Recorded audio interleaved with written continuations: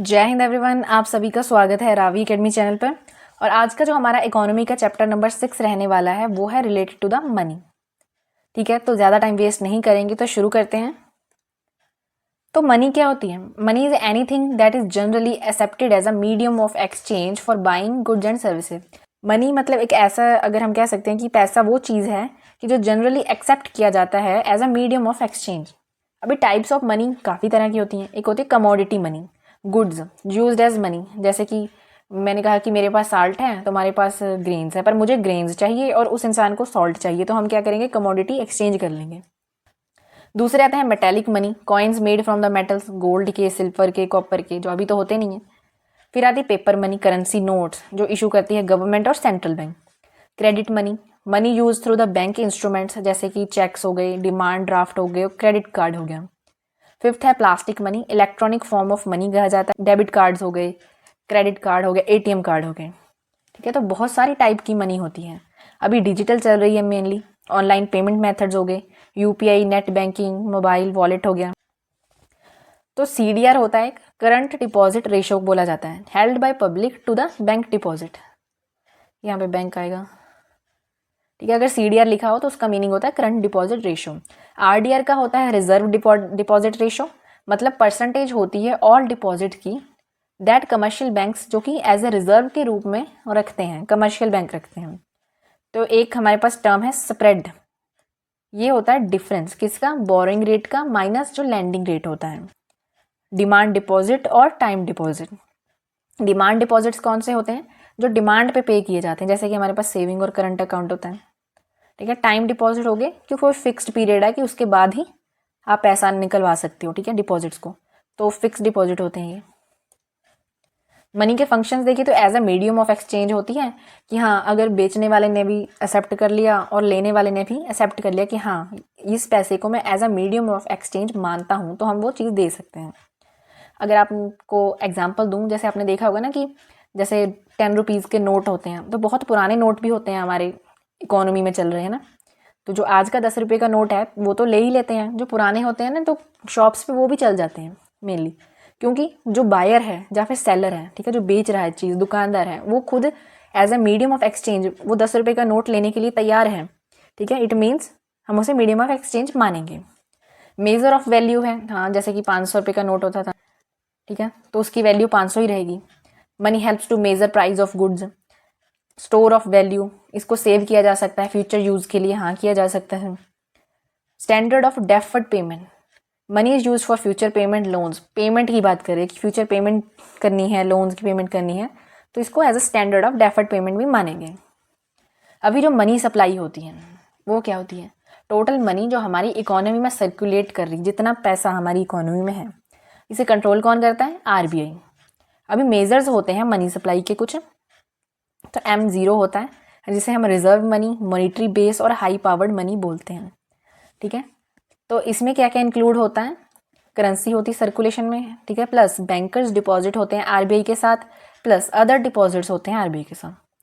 फिर M1 की बात करें तो मोस्ट लिक्विड मानी जाती है। M1 में करेंसी विद पब्लिक आ जाती है, डिमांड डिपॉजिट्स होते हैं और अदर डिपॉजिट्स विद आरबीआई।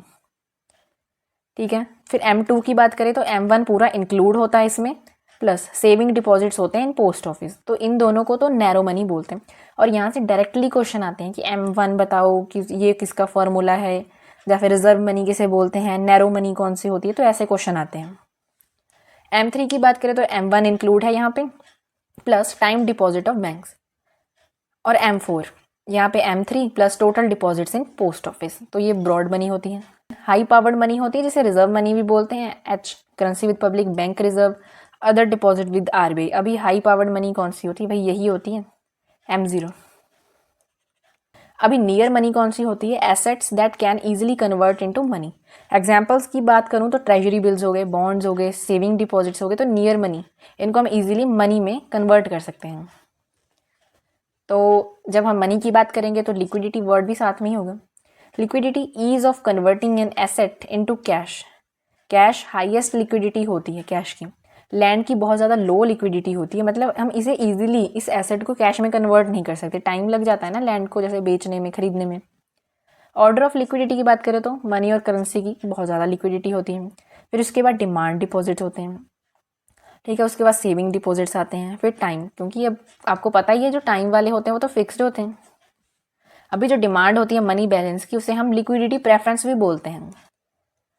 तो नेक्स्ट वर्ड है हमारे पास legal tender, money that must be accepted by law.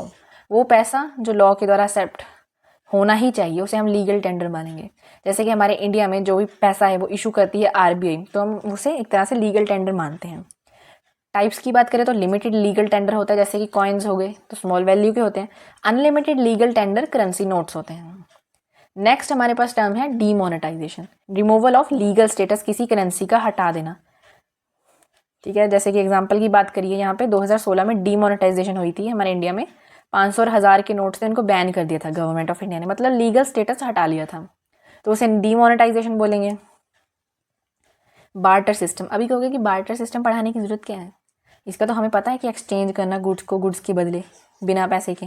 Rice के जगह मैंने क्लोथ्स ले लिए, एक्सचेंज कर लिए, तो इसमें पढ़ाने वाली क्या बात है। तो अगर आपका क्वेश्चन में सवाल आएगा ना, तो यहाँ से आएगा प्रॉब्लम्स क्या होती हैं बार्टर सिस्टम की, और वहीं आप लोग भूल जाओगे, कंफ्यूज हो जाओगे, ठीक है। क्योंकि बार्टर सिस्टम तो वो पूछेंगे नहीं, प्रॉब्लम्स पूछेंगे कि अगर आज के टाइम पे बार्टर सिस्टम चल क्यों नहीं रहा। तो डबल कोइंसिडेंस हो सकता है बॉन्ड्स का, lack of common of value, difficulty है स्टोरेज में। देखो बार्टर सिस्टम की बात यह है कि अगर हम किसी चीज़ के बदले कहेंगे कि हमें वो चीज़ दे दो, तो हमारे आज के टाइम में देखें तो एक चीज़ की वैल्यू ज़्यादा होती है और कुछ चीज़ों की वैल्यू कम होती है, ठीक है। प्रॉब्लम होती है फ्यूचर पेमेंट्स की। अभी हमें क्या पता कि अगर हमने बार्टर सिस्टम के हिसाब से चीज़ खरीद ली, तो फ्यूचर पेमेंट्स हम अगर वहाँ पर भी हमें प्रॉब्लम आ गई तो ये सारी चीज़ें हैं जो प्रॉब्लम्स में काउंट की जाती हैं। तो नेक्स्ट आता है हमारे पास मनी मल्टीप्लायर, मोस्ट इंपॉर्टेंट है ये topic. How many times the जो टोटल मनी है हमारी इकोनॉमी में वो इंक्रीज करती है व्हेन बैंक्स रिसीव डिपॉजिट्स। जब कोई बैंक है वो डिपॉजिट रिसीव करता है, जैसे कि मैंने जाके बैंक में डिपॉजिट करवाया, तो कितने टाइम्स क्या होता है कि जो टोटल मनी है इकोनॉमी में वो कितने गुना वहाँ पे इंक्रीज़ की है। तो यहाँ पे एग्जांपल देखो, मैं आपको एग्जांपल बताती हूँ। जैसे कि मैंने पैसा डिपॉजिट करवाया बैंक में, तो जो बैंक होता है ना कुछ पार्ट अपने पास रख लेगा, बाकी की जो अमाउंट होगी ना वो उसे आगे दे देगा। जैसे कि मैंने क्या था 1000 रुपये डिपॉजिट करवाया था, तो बैंक ने क्या किया 900 रुपया उसने आगे किसी को लोन पे दे दिया और 100 रुपया उसने खुद रख लिया वहाँ पे। तो ऐसे काम करता है। अभी जैसे कि जो 900 रुपया या फिर किसी और बैंक को दिया, तो उसने भी अपने पास मान लीजिए 100 रख लिया, आगे 800 दे दिया। तो ऐसे इकोनॉमी में ये कितने times, how many times total money, तो ऐसे एक तरह से कैलकुलेट किया जाता है, ठीक है। तो इसी को क्या है हम एक तरह से मनी मल्टीप्लायर बोलते हैं। तो इसका फॉर्मूला देखो 1/, रिजर्व रेशो। एग्जाम्पल देखो, रिजर्व रेशो दे रखी है 10%, मनी मल्टीप्लायर क्या होगा 10, मतलब 1000 रुपया जो मैंने डिपॉजिट करवाया था वो क्रिएट कर सकता है 10,000 total money in the economy, ठीक है। जैसे मैंने 1000 रुपया वहाँ पे रख दिया, बैंक ने 100 रख लिया, आगे किसी को लोन पे दे दिया, ठीक है, फिर इंटरेस्ट आएगा, ये सारी चीज़ें तो मनी मल्टीप्लाई हो रही है। और ये चीज़ मेनली डिपेंड करती है CRR पे, कैश रिजर्व रेशो पे, जो कि सेट कौन करता है, रिजर्व बैंक ऑफ इंडिया। तो जितनी ज़्यादा CRR होती है तो मनी मल्टीप्लायर उतना ही कम होता है, और अगर लोअर CRR होगी तो हायर मनी मल्टीप्लायर होगा। तो ये आपका पूछ सकते हैं। तो डिमांड फॉर मनी के 3 मोटिव्स माने जाते हैं। तो in the theory of liquidity preference में किसने दी थी, by the John Maynard Keynes ने। तो money and banking, monetary economics, तो उसके बाद डिमांड फॉर मनी आती है, फिर लिक्विडिटी प्रेफरेंस थ्योरी आती है कीन्स की। फिर आते हैं मोटिव्स फॉर होल्डिंग मनी। पहला ट्रांजैक्शन मोटिव, मतलब पैसा रखा है डेली ट्रांजैक्शन के लिए कि चीज़ें खरीदनी है, बिल पे करने हैं। दूसरा है प्रिकॉशनरी मोटिव, पैसा रखा है किसी इमरजेंसी के लिए, अनएक्सपेक्टेड जो एक्सपेंसेस हम पे आ सकते हैं। तीसरा होता है speculative motive, very very important, पैसा रखा है ताकि हम एडवांटेज ले सकें कि चेंज इन इंटरेस्ट रेट कब हो रहा है और बॉन्ड प्राइजेज में। करेंसी प्रिंटिंग और कॉइन्स की बात करें इंडिया में, तो प्रिंटिंग प्रेस पहली कहाँ पे लगी थी, 1928 में, करेंसी नोट प्रेस बोलते हैं। लोकेशन थी नासिक महाराष्ट्र। उसके बाद लगी देवास में, मैसूर में, फिर सालबनी में, ठीक है। इसको ऑपरेट कौन करता है, by the security printing and minting corporation of India limited, SPMCIL। तो याद रखना ये, और ये it's a government of India owned company है ये। तो नेक्स्ट है कॉइन्स इन इंडिया। इसकी अथॉरिटी गवर्नमेंट ऑफ इंडिया के पास होती है और रोल होता है RBI का। जो रिजर्व बैंक ऑफ इंडिया है वो सप्लाई करता है coins to the public on behalf of the government. Minting of coins भी 4 जगह होती है, मुंबई, कोलकाता, हैदराबाद और नोएडा में। कॉइन्स डिस्ट्रीब्यूट किए जाते हैं रिजर्व बैंक ऑफ इंडिया, हाँ हमें पता है। और ये होते हैं under the coinage act by the government of India.